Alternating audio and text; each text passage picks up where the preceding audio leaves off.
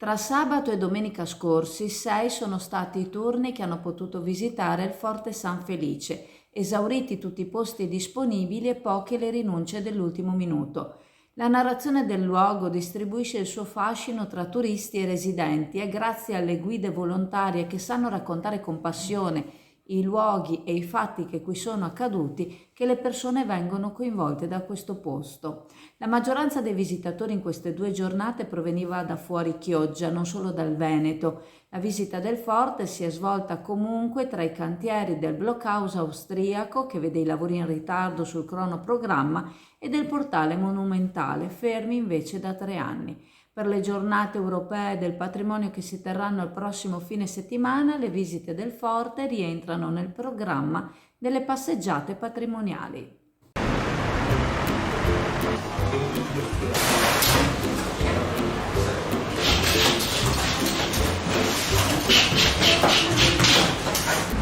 Ciao a tutti, allora Leo è ritornato, è una delle pizze più buone di Chioggia, sono la più buona rispetto agli altri amici pizzaioli che ci sono e niente, ogni tanto un po' di pizza va bene, si mangia dolcissima,